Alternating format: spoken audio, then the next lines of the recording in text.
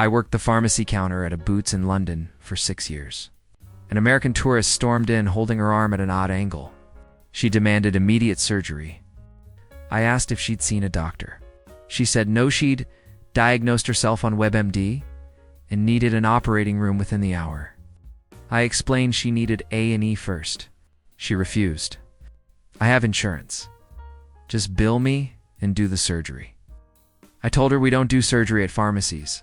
She looked around at the medicine shelves and said, "Then what's all this for?" I explained these were over-the-counter medications. She stared at me. "So you're telling me British healthcare doesn't even have emergency surgery at pharmacies?" She left to find a real hospital. Her arm was fine, just a muscle strain. Another American asked why our ibuprofen was so weak. I showed him it was 200 milligrams, identical to Advil. He insisted American medicine was stronger because it had to meet FDA standards. I told him the UK has the MHRA. He'd never heard of it, so he decided it didn't count. When I explained the MHRA has been regulating medicine since 1968, he said, "Yeah, but the FDA is older and better. The FDA was founded in 1906. He didn't want to hear it. A woman demanded antibiotics for her cold.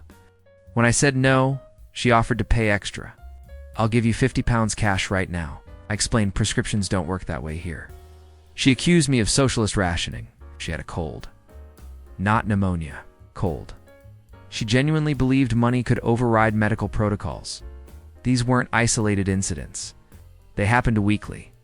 Americans arrived in Europe expecting their healthcare assumptions to work everywhere. They didn't. What followed was always the same: confident confusion, elaborate justifications, and complete certainty that Europe had it wrong. I managed a walk-in clinic in Amsterdam. An American family arrived, insisting they needed full-body scans for everyone. No symptoms, no concerns, just routine scans. I explained we don't do that. Here scans require medical justification. The father pulled out his insurance card. "We have platinum coverage. Run every test you've got." I told him insurance doesn't determine medical necessity. He said, "That made no sense. So you're telling me I can't get healthcare even though I can pay for it?" I explained he could get healthcare, he just didn't need scans. He demanded to speak with my supervisor. My supervisor said the same thing. He called it medical neglect. Before leaving, he asked where he could file a lawsuit against Dutch healthcare. I told him that's not really how it works. He said, "That's exactly the problem with socialized medicine." A German hospital hired me as a patient liaison. An American woman checked in for a scheduled knee procedure. She asked when billing would contact her. I said they wouldn't. Her insurance was handling it. She didn't believe me. "Someone has to give me a bill. How else do I know what I'm paying?" I explained the hospital bills insurance directly. She wanted an itemized invoice anyway for her records. I told her she'd receive a summary, but it wouldn't have prices. She was horrified. "How do I know if I'm being overcharged?" I suggested she didn't need to worry, it was covered. She spent 3 days requesting billing documents. When she finally got a summary showing €0 owed, she was convinced we'd made a mistake. She demanded the real bill. We didn't have one. She left a review saying German hospitals hide their prices to scam tourists. The procedure cost her nothing. She still felt cheated somehow. I worked reception at a clinic in Copenhagen. An American man arrived with a mild rash. He wanted a dermatologist immediately. I explained he'd see a general practitioner first. He refused. "I know it's a skin issue. Why waste time with a regular doctor?" I told him that's protocol. GP evaluates, then refers if needed. He said this was inefficient, and exactly why American healthcare is faster. I mentioned he'd likely wait 3 weeks for a dermatologist in America. He said, "But when I get there, I see a specialist, not some random doctor." I explained. "Our GPs are fully qualified." He wasn't convinced.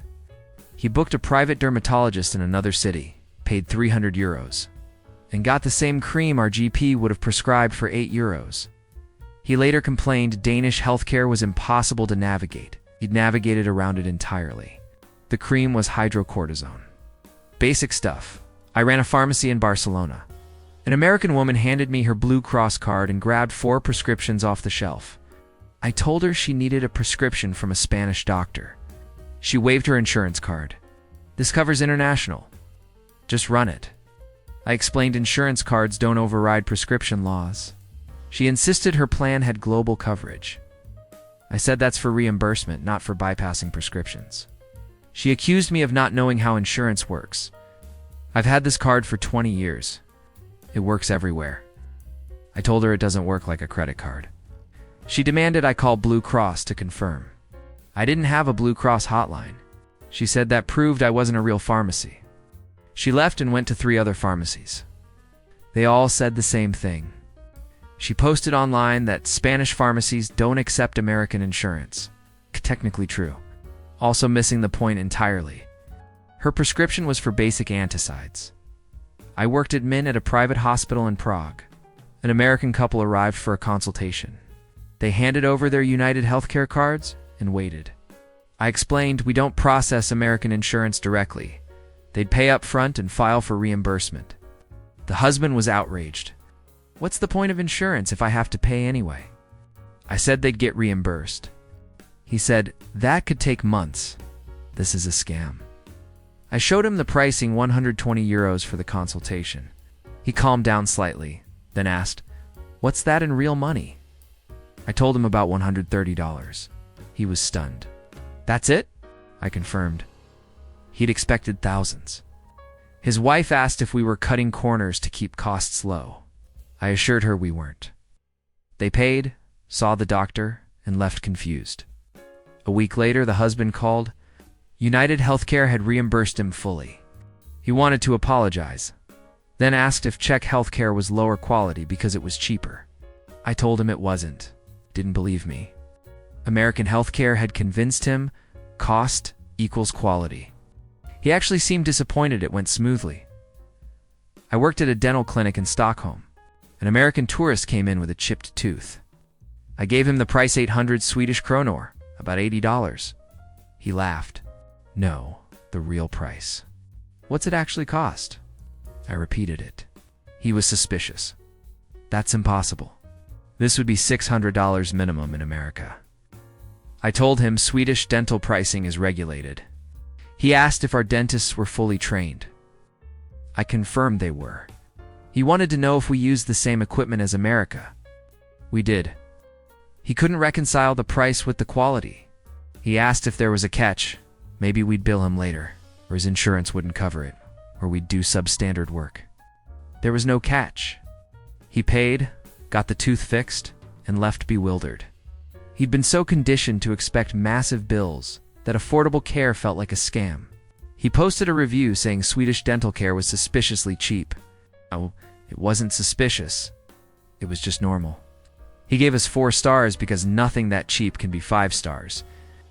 I worked emergency intake at a hospital in Oslo. An American man was brought in after a skiing accident. Possible concussion. Definitely bruised ribs. We ran tests, kept him overnight for observation, and discharged him the next morning. He asked for his bill. I told him there wasn't one. Norway covers emergency care for tourists. He didn't understand. Someone has to pay. I said the government does. He asked how much it cost. I told him I didn't have an itemized breakdown, but he owed nothing. He was certain this was a mistake. I'm not a citizen. I don't pay Norwegian taxes. You can't just give me free healthcare, I explained. That's exactly what we do. He asked what the catch was. There wasn't one. He insisted there had to be paperwork, or a bill sent later, or some kind of payment plan. I assured him there wasn't. He stood there, confused, holding his discharge papers. Finally, he said, this would have bankrupted me in America. I told him that's why we do it differently. He left shaking his head, completely unable to process that healthcare didn't require financial ruin. 2 weeks later, he emailed asking if we'd forgotten to bill him. We hadn't. That's the thing about American healthcare confidence. It's not based on outcomes or efficiency. It's based on the belief that the system they know is the only system that works. They arrive in Europe expecting complexity, bureaucracy, and massive bills. When they find simplicity, efficiency, and affordability, they assume something's wrong. They've been taught that good healthcare must be expensive, that insurance cards are magic, and that you need to fight for care. Europe operates on a completely different logic. Care first, payment later, or not at all. Americans don't trust it because it contradicts everything they've been told. Their confidence isn't in healthcare itself. It's in the myth that their system is the standard. Europe quietly disproves that myth every single day. If you've witnessed Americans clashing with other parts of European life transportation, tipping, measurements, the pattern continues. Their confidence is unshakable. Reality is optional.